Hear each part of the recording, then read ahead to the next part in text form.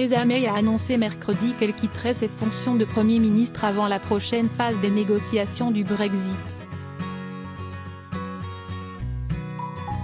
Les prétendants affûtent leur lame depuis plusieurs mois déjà mais, jusqu'à présent, aucun n'a encore osé revêtir le costume de Brutus. La première ministre britannique, Theresa May, leur a finalement épargné cette peine, annonçant mercredi qu'elle quitterait ses fonctions si les députés adoptaient son accord sur le Brexit. Un nouveau vote, le troisième, pourrait intervenir ce vendredi et lancer la succession. Seulement, un dernier obstacle s'oppose encore aux prétendants, le parti nord-irlandais dont les 10 députés sont indispensables à Theresa May, refuse de la soutenir. Voici une liste des prétendants déclarés ou possibles à sa succession au sein du Parti conservateur. Boris Johnson, l'ancien maire de Londres, a été l'un des premiers Brexités à annoncer son ralliement dans le Télégraphe. Bojo, 54 ans, n'a jamais caché ses intentions. Au gouvernement, l'ex-ministre des Affaires étrangères savonnait déjà la planche de Theresa May, espérant lui ravir une place qui lui semblait déjà acquise après la victoire du Leave au printemps 2016. Il a ensuite quitté le gouvernement avec fracas l'été dernier, critiquant le plan shaker de Theresa May. Reste que sa forte personnalité est loin de faire l'unanimité auprès des députés conservateurs. Cela pourrait lui coûter très cher car c'est à ces derniers que reviendra le privilège de désigner les 2 finalistes qui seront présentés aux adhérents du parti. Michael Gove, autre figure de la campagne pour le Leave en 2016, il avait préféré lâcher Boris Johnson et courir sous ses propres couleurs. Depuis, Michael Gove, 51 ans, a fait son possible pour gommer cette image de félon qui lui colle à la peau.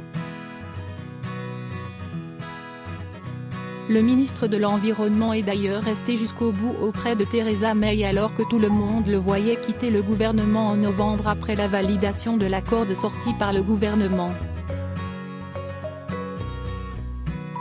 Cette longévité l'a sans doute coupé des Brexités les plus fervents mais elle fait de lui le candidat de la réconciliation. Il fait d'ailleurs figure de favori auprès des bookmakers devant Boris Johnson. Jeremy Hunt. Le ministre des Affaires étrangères s'est lui converti au Brexit. En effet, Jeremy Hunt, 51 ans, menait campagne pour le maintien dans l'UE il y a 3 ans et a même brièvement caressé l'idée d'un second référendum. Il dit avoir depuis changé d'avis devant l'arrogance avec laquelle les 27 ont conduit les négociations.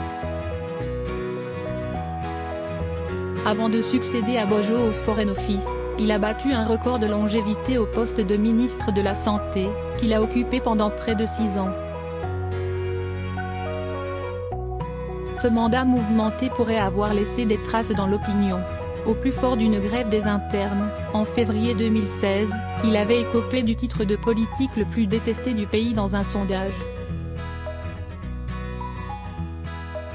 S'agit de Javid, le ministre de l'Intérieur, 49 ans, pourrait également tirer son épingle du jeu. Fils d'un immigré pakistanais arrivé à Londres en 1961 avec une livre en poche, cet ancien banquier d'affaires est un homme ambitieux. À la tête du Home Office depuis avril 2018, il a su séduire son parti notamment par sa gestion du scandale Windrush lié à l'immigration. Mais il a dernièrement essuyé de nombreuses critiques pour avoir déchu de sa nationalité Shamima Begum, une Britannique de 19 ans partie rejoindre l'État islamique. Le nouveau-né de cette dernière est décédé quelque temps plus tard. Eurosceptique, celui qui possède un portrait de Margaret Thatcher dans son bureau avait voté en 2016 pour le maintien du pays dans l'Union. Dominic Raab, il ne faut jamais dire jamais. Interrogé plus tôt dans le mois pour savoir s'il se voyait au 10 Downing Street, Dominic Raab n'avait pas écarté l'idée.